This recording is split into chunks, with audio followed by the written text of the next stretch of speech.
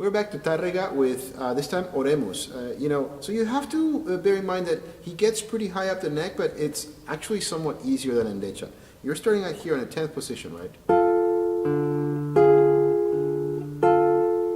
Right, and you're going to switch your third finger for the index for the A on the second string 10th fret. You're going to jump and grab your F right here. Then the second finger takes over on the second string for a B flat. The index finger immediately jumps up to the 5th string, right?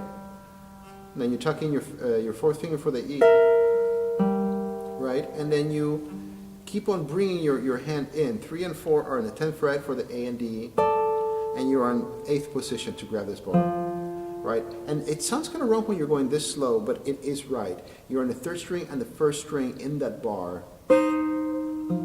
right? And you're going to replace that with 3 and 2 as you get to 5th position for the B flat D, right? And then a couple of ways of doing it. Let's actually start with looking at what is in the score here. So then you keep on going back to 3rd position.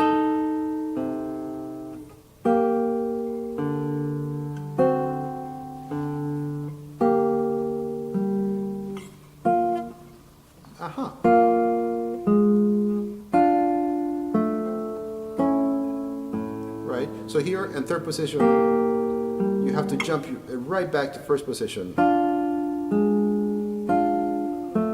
And then C sharp right below it for an A major chord, right? And then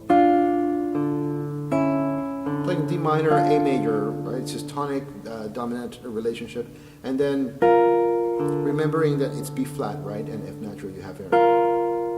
And then you bring your ring finger inside, keeping the same soprano, and this is what's going to bring us to what presents a little bit of problem in terms of stretching. Now, this E is set to be played on the 2nd string, right there on the 5th fret. But then you have,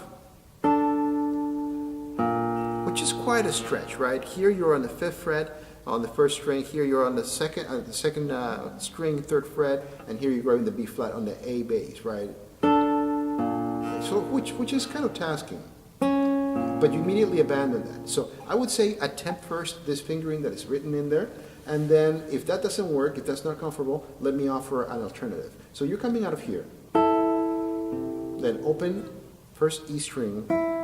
You're going to go with your 3rd finger to the 10th fret 6th string to get the next C, right? You're going to plant your pinky on the same fret on the 2nd string, and you're going to get your D on the 3rd string on the 7th fret. You're going to switch 3 for 2 right here on the 8th fret for the B flat. Remember, drop D timbre, right?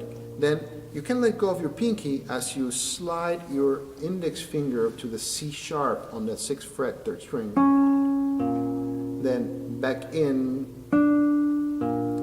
add 3 on the for the G on the 2nd string 8th fret, and you play that together with your D, right? Right. And then you have to turn your hand a little bit around. I would use 2 and 4.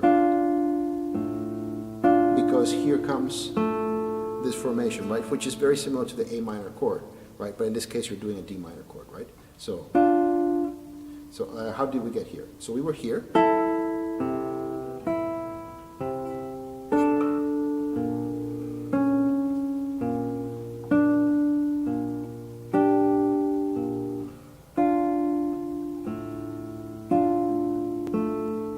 Then let go of 2. Play C sharp here on the 3rd string 6th fret, and then all you have to learn is that coda.